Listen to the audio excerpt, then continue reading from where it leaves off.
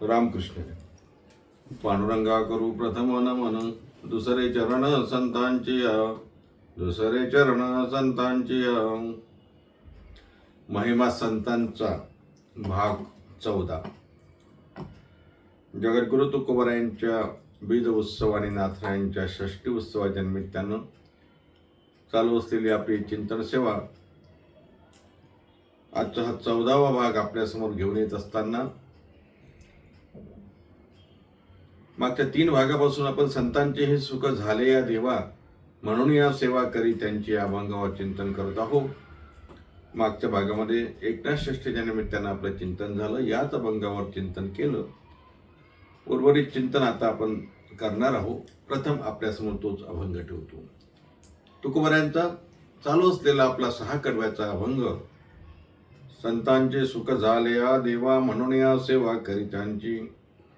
तेथे माझा काय कोणा तो विचार, वर्णावया पार महिमा त्यांच.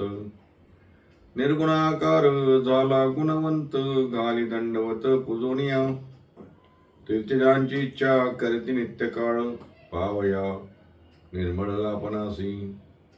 अष्टमा सिद्धीचा कोण झाला पाड, वागुनी दियाड कोणी थया.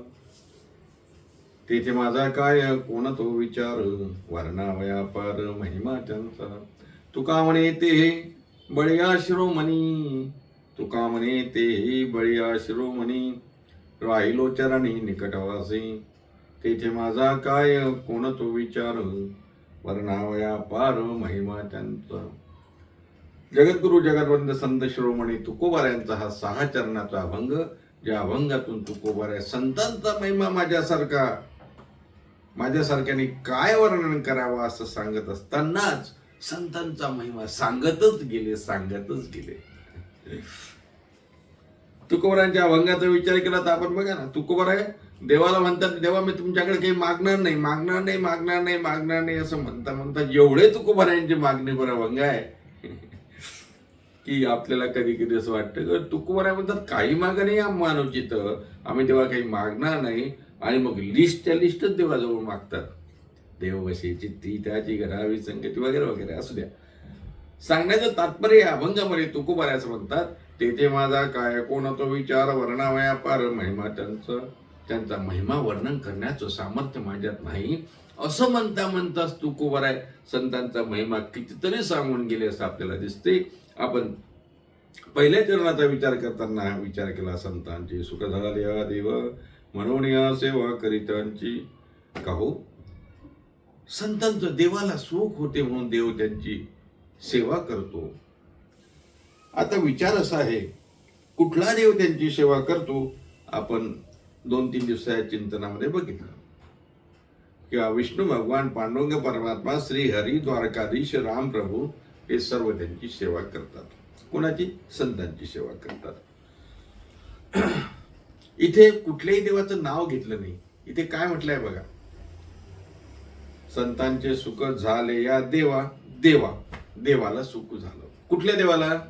महादेवाला, विठ्ठल देवाला, विष्णू देवाला, का इंद्र देवाला, का चंद्र देवाला, का ब्रह्मदेवाला? इथे देव हा शब्द तुकोबारायांनी ब्रह्मयाताने घेतला असावा. बरं, ब्रह्मयाताने घ्यावं तर ब्रह्माला सुख आहे का? जाऊ दे, आता वेदांताची भाषा जास्त करण्याचा अर्थ नाही. तुकोबाराय म्हणतात देवाला सुख झालं. आणि मग ते स्पष्ट करत असताना तुकोबारायांनी 3ऱ्या चरणामध्ये स्पष्टपणे सांगितलं, हा जो निर्गुण परमात्मा आहे ना, जो ब्रह्मस्वरूप जो ब्रह्म आहे, जो निर्गुण आहे, ज्याला रूप नाही, नाव नाही, ज्याला काही गाव नाही, ज्याला ठाव नाही, असा जो परमात्मा, निर्गुण परमात्मा, जो दिसत नाही, जो या डोळ्याने दिसत नाही, जो कानाने ऐकण्याचा विषय नाही, जो मनाने बघण्याचा विषय नाही, डोळ्याने बघण्याचा विषय नाही, जो त्या ठिकाणी स्पर्शाने जाणवण्याचा विषय नाही, असा हा देव, असा निर्गुण परमात्मा. का हो, निर्गुण परमात्मा आहे तुम्ही सांगता, हा निर्गुण परमात्मा संतांची सेवा कशी करेल? कारण एक गोष्ट लक्षात घ्या, एक दुसऱ्याशी व्यवहार करताना आपण समान सत्तेत असावं लागतं. याचा अर्थ बघा, मी स्वप्नात आहे आणि मला तहान लागली स्वप्नात बरं, आणि माझ्या बेडच्या जवळ टेबलवर नेहमीप्रमाणे मी पाण्याची लोटी, पाण्याचा जग, पाण्याचा ग्लास भरून ठेवलेला आहे. आता मला सांगा, स्वप्नात मला तहान लागली, पाण्याचा जग, पाण्याची बॉटल माझ्या बाजूला आहे, पण तुम्हाला ती पिता येते का? कारण मी समान सत्तेत नाही ना. मी स्वप्नात आहे आणि पाणी वास्तव मध्ये आहे. दृष्टांत लक्षात आला का आपल्या? म्हणजे एक दुसऱ्याची सेवा करायसाठी किंवा एक दुसऱ्यासोबत खेळण्यासाठी किंवा एक दुसऱ्याचं सुखदुःख समजून घेण्यासाठी समान सत्तेत असावं की नाही? समान सत्ता पाहिजे ना. समान सत्तेत असावं लागतं. त्याशिवाय आता मला सांगा, समान सत्ता म्हणजे थोडक्यात लक्षात आला का आपल्या? का देव हा देव रूपानं, निर्गुण रूपानं संतांची सेवा करू शकतो का? कारण ते समान सत्तेत नाही. मग या देवाला काय करावं लागलं? या देवाला सगुण रूप धारण करावं लागलं. याला प्रभू रामचंद्र म्हणावं लागलं, याला भगवान श्रीकृष्ण म्हणावं लागलं, याला पंढरपूरचा पांडुरंग बनावं लागलं म्हणजे यांनी काय केलं? तुकोबाराय म्हणतात, हा निर्गुण परमात्मा आहे ना, हा सगुण रूपाला आला, निर्गुण आकार झाला गुणवंत. निर्गुण आकार झाला गुणवंत, घाली दंडवत पुजोनिया, गाली दंडवत पुजोनिया, गाली दंडवत पुजोनिया. तुकोबाराय स्पष्ट शब्दामध्ये या 3ऱ्या चरणामध्ये सांगतात, हा संतांची सेवा करतो, सगुण रूप धारण करतो महाराज. मुळात हा आहे कसा? निर्गुण आहे, अव्यक्त निराकार, नाही ज्या आकार. हरिपाठामध्ये आलंय की नाही? आलंय ना. काय आहे भगवान? कसं आहे? अव्यक्त निराकार, नाही ज्या आकार, जेथुनी चराचर हरिशी भजे. हा अव्यक्त आहे, हा निराकार आहे, हा निर्गुण आहे. पण हा निर्गुण आहे, निराकार आहे, मग सेवा कशी करणार संतांची? म्हणून सगुण रूपाला आला, समान सत्तेत आला, आणि मग समान सत्तेत आल्यानंतर मग हा सेवा करतो. निर्गुणाकार झाला गुणवंत. ज्ञानेश्वरीमध्ये माऊली ज्ञानोबारांनी सुंदर ओवी घातली बघा. या लागी मज रूपायेने, या लागी मज रूपायेने, तयाची नी मज येथे असणे, तया कुलोन किजे जीवे प्राणे, ऐसा पडी. त्या लागी मज रूपायने, त्या भक्तासाठी, त्या ज्ञानी भक्तासाठी, त्या प्रेमळ भक्तासाठी मला रूपाला यावं लागतं. मला निर्गुण रूप सोडून निर्गुण भगवाना सगुण म्हणतो. अनेक ठिकाणी वर्णन आलाय, आला नावा रूपा, नाही का? भगवान नावा रूपाला आला. कशासाठी? या संतांची सेवा करण्यासाठी. म्हणून तुकोबाराय या भंगाच्या 3ऱ्या चरणामध्ये सांगतात, निर्गुणाकार झाला गुणवंत. हा गुणवंत आहे महाराज. बरं, हा निर्गुण भगवान सगुण रूपात आला आणि करतो काय माहिती आहे का? पूजा करतो. अरे काय बोलताय? ओ, जगत देवाची पूजा करते, तुम्ही आम्ही सर्व भगवंताची पूजा करतो, आणि हा पूजा करतो म्हणते. पुजोनिया आलाय ना शब्द, घाली दंडवत पुजोनिया, घाली दंडवत पुजोनिया. निर्गुणाकार झाला गुणवंत, निर्गुणाकार झाला गुणवंत, घाली दंडवत पुजोनिया, घाली दंडवत पुजोनिया. हा पूजा करतो. कुणाची पूजा करतो? हा संतांची पूजा करतो. आहे बघा. एकदा नारद मुनी, आता नारद मुनी आपल्याला माहिती आहे, इथून तिथे, तिथून येते, तिथून येते, नारायण नारायण. एकदा नारद मुनी द्वारकेला गेले आणि द्वारकेला गेल्यानंतर नारद मुनींनी विचारलं, देव कुठे आहे, भगवान कुठे आहेत, श्रीकृष्ण भगवान कुठे आहेत. आई साहेबांनी सांगितलं, म्हणे भगवान पूजा करतायत. नारदाने आश्चर्य व्यक्त केलं. अहो म्हणे, ज्याची आम्ही पूजा करतो, नवे नवे जगत ज्याची पूजा करतो, इंद्रचंद्र महेंद्र जातेची पूजेची, असा देव, आणि तो कोणाची पूजा करतो. आई साहेबांना विचारतात, आई साहेब ओ मला आतमध्ये जाता येईल का जरा, देव कुणाची पूजा करतात बघायला. आई साहेब म्हणतात, नारदजी तुम्हाला कोण मनाई करेल, जा जा. नारद मुनी आतमध्ये गेले आणि भगवंत कुणाची पूजा करतात हे बघतात. तर नारदासहित इतरही महात्म्यांची देवपूजा करत होते महाराज. भक्त प्रल्हाद, अंबरीश, ध्रुव, हनुमानजी, नारद यांची देवपूजा करतात. नारदाने म्हटलं, देवा तुम्ही कोणाची पूजा करता. देव म्हणतात, नारदा बघा ना कोणाची पूजा करतो. अर्थात देव साधूंची पूजा करतात, महात्म्यांची पूजा करतात आणि पूजा झाल्यानंतर त्यांना दंडवत घालतात. तुकोबराय वर्णन करतात, गाली दंडवत पूजोनिया, गाली दंडवत पूजोनिया, निर्गुण आकार झाला गुणवंत, निर्गुण आकार झाला गुणवंत, गाली दंडवत पूजोनिया. त्यांची पूजा करतो आणि त्यांना दंडवत घालतो महाराज, दंडवत घालतो. देव नेहमी पूजा करण्यासाठी तत्पर आहे. कोणाची पूजा करायसाठी तत्पर आहे तो. देवाला असं वाटते कधी माझ्याजवळ साधू येईल, महात्मा येईल, संत येईल आणि मी कधी त्याची पूजा करल. म्हणून तुम्ही बघितलं का, देवाच्या हातामध्ये नेहमी एक पुष्प आहे. देवाच्या हातामध्ये काय काय बघा बरं, शंख, चक्र आहे ना, गदा आणि पद्म. देवाच्या हातामध्ये पुष्प आहे महाराज, पुष्प, कमळ पुष्प आहे देवाच्या हातामध्ये. देव म्हणतात, हे कमळ मी हाती कशासाठी घेतलं, कमळाचा प्रचार करायसाठी, निवडणूक आहे. देवाने कमळ हाती का घेतलं. देव म्हणतात, भगवान सांगतात, हाती लीला कमळे पूजिता ते.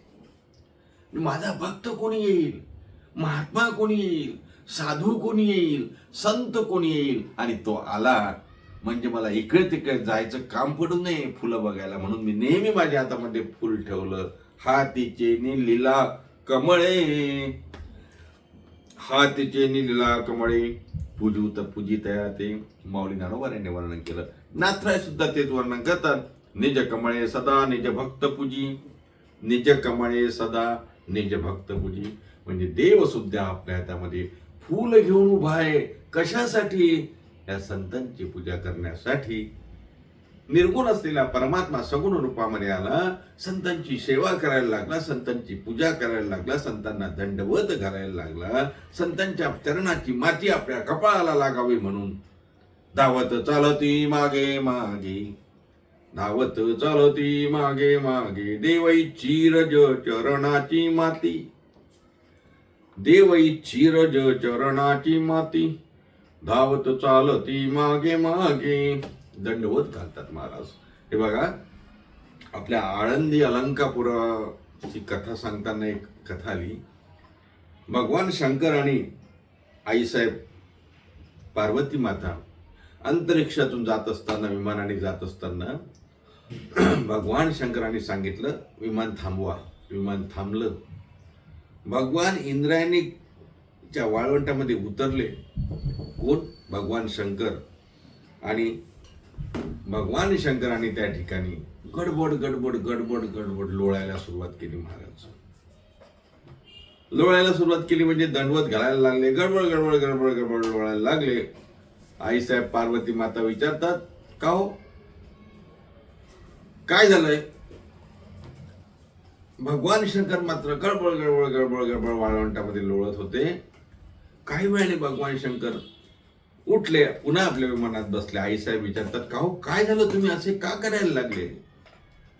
भगवान शंकरांनी सांगितलं, म्हणे अगं पार्वती, इथे महान भगवत भक्त माऊली ज्ञानोबाराय अवताराला येणार आहेत, म्हणून मी आतापासून या जमिनीवर लोटांगण घालतो. मला सांगायचं काय, गाली दंडवत पुजोनिया निर्गुणाकार झाला गुणवंत.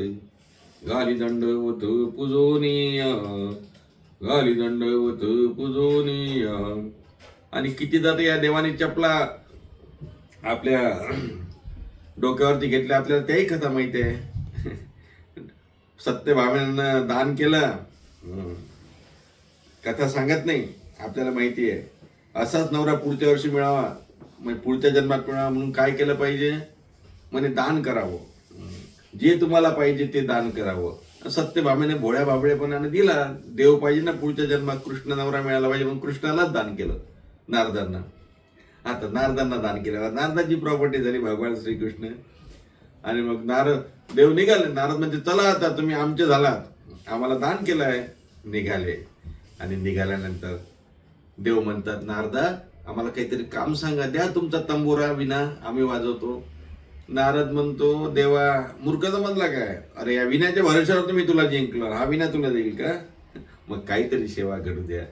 नारदांच्या खडावा पादुका देवाने आपल्या डोक्यावरती घेतल्या. वर्णन आलं की नाही, सत्यभामा दान करी हुजर नाही अंगीकारी, सेवकाच्या शिरी धरुणी चाले पादुका, धरुणी चाले पादुका, सेवकाच्या श्री धरुणी चाले पादुका. अर्थात देव भक्तांच्या पादुका डोक्यावरती घेतो. आणि म्हणून एवढं महत्व संतांचं आहे.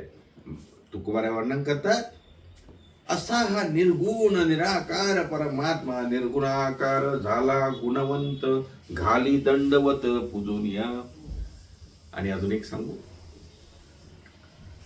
तीर्थक्षेत्र याची इच्छा करता, तीर्थेशांची इच्छा करती नित्य काळ, फावया निर्मळ आपणासी आपण. तीर्थ सुद्धा म्हणजे या सर्व गंगा यमुना सरस्वती चंद्रभाग काय असतील सर्व नद्या संतांच्या पायाजवळ येतात आणि म्हणतात, आम्हाला शुद्ध करा. लोकांचं पाप आम्ही घालवतो, पण आमचं पाप संतांच्या दर्शनाला जाते. याचे अनेक कथा आहेत महाराज. तीर्थेत या ठाय येती पुनीत भावूया, पर्व काळ पाया तैव श्री वैष्णवा. आहे की नाही, तीर्थे त्या ठाया येती पुनीत व्हाव्या. तीर्थ सुद्धा ज्या संतांच्या ठाई येतात, पायी येतात, कशासाठी, पुनीत होण्यासाठी. एक सांगू का, तीर्थ पवित्र आहेत की नाही, पवित्र आहेत. तीर्थ म्हणजे नदी, गंगा, यमुना. काय मला सांगा, ही गंगा नदी कुठून आली, भगवंताच्या चरण अंगुष्ठापासून आली, अंगठ्यापासून निघाली. आता भगवंताच्या अंगठ्यापासून निघालेली नदी जर एवढी पवित्र आहे, तर भगवान किती पवित्र असेल. पवित्राणाम पवित्र मंगलानांच. आणि तो भगवान जर या संतांच्या चरणाची धूळ आपल्या कपाळाला लावतो आणि संतांची सेवा करतो, त्यांची पूजा करून त्यांना दंडवत घालतो, म्हणजे संत किती पवित्र असतील. आणि मग करा ना, या न्यायाने त्याचा विचार करा. तीर्थ पवित्र आहे, तीर्थ भगवंताच्या चरणावरून आले म्हणून भगवान पवित्र आहे. भगवान असा पवित्र भगवान संतांच्या चरणाची धूळ पाहिला म्हणून संतांच्या मागे धावतो, म्हणजे मग संत किती पवित्र असतील. अरे मग जिथं देव संतांच्या चरणाची, संतांच्या पाया लागतो, संतांच्या मागे धावतो, संतांना दंडवत करतो, जो देव जगताचा मालक आहे, तो जर संतांच्या पाया पडतो, तर तीर्थांची काय कथा आहे. म्हणून तर महाराज तीर्थे दया ठाया येती पुनीत भावया, किंवा तीर्थ अशी इच्छा करतात. तुकोबाराय चौथ्या चरणात सांगतात, तीर्थेची इच्छा करीती नित्यकाळ, व्हावया निर्मळ आपणाशी. निर्मळ होण्यासाठी, पवित्र होण्यासाठी तीर्थ देवाच्या चरणी येतात का, संतांच्या चरणी येतात. संतांच्या ठिकाणी, साधू महात्म्यांच्या ठिकाणी त्यांच्या पायाशी येतात, त्यांना पूजतात, त्यांना दंडवत घालतात, त्यांच्या ते काम करतात. महाराज आपल्याला माहिती आहे, कुठल्या ऋषीची कथा बघा, ते आले होते, रात्री आल्या, गंगा यमुना सरस्वती काळ्या होऊन आल्या आणि त्या ठिकाणी सुंदर होऊन गेल्या वगैरे कथा आहेत ना, आपण ऐकल्यात बऱ्याचदा कथा, कथा सांगत नाही. पण एक लक्षात घ्या, तीर्थेजांची इच्छा करायची नित्य काळ भाव या निर्मळापणाची. तीर्थ सुद्धा निर्मळ व्हायचं आहे, पवित्र व्हायचं आहे, तर त्या ठिकाणी संतांच्या पायाजवळ येण्याची इच्छा करतात, संतांच्या संगतीची इच्छा करतात. देव तर करतोच करतो, देव तर निर्गुण आपलं रूप सोडून सगुण झाला आणि त्यांची सेवा करायला लागला. तुकोबाराय म्हणतात, मी म्हणून तर सांगतो ना, संतांचे सुख झाले या देवा म्हणून या सेवा करीतांची. एवढं वर्णन आहे. आता 3 चरण आपण संतांची महिमा सांगितली. एका चरणात तुकोबाराय म्हणतात तेथे माझा काय कोण होतं विचार. आणखी 2 चरण राहिली. या 2 चरणाचा विचार आपण पुढच्या भागात करू. आज इथेच थांबू. महिमा संतांचा भाग 14 इथेच थांबू. पुन्हा भेटूया पुढच्या भागात उर्वरित चिंतन करण्यासाठी. तोपर्यंत सर्वांना रामकृष्णारी. एकदा संतांचं भजन करू. निवृत्ती ज्ञानदेव सोपान मुक्त भाई एकनाथ नामदेव तुकाराम. निवृत्ती ज्ञानदेव सोपान मुक्त भाई एकनाथ नामदेव तुकाराम. एकनाथ नामदेव तुकाराम. एकनाथ नामदेव तुकाराम. निवृत्ती ज्ञानदेव सोपान मुक्त भाई एकनाथ नामदेव तुकाराम. निवृत्ती ज्ञानदेव सोपान मुक्त भाई एकनाथ नामदेव तुकाराम. एकनाथ नामदेव तुकाराम. एकनाथ नामदेव तुकाराम. निवृत्ती नामदेव सोपान मुक्त भाई एकनाथ नामदेव तुकाराम. कुंडली कवरद्या विठ्ठल श्री ज्ञानदेव तुकाराम. दत्तात्रय नारायण श्री एकनाथ माऊली ज्ञानेश्वर महाराज की जय. जगद्गुरु तुकाराम महाराज की जय. शांती ब्रह्म श्री संत एकनाथ महाराज की जय.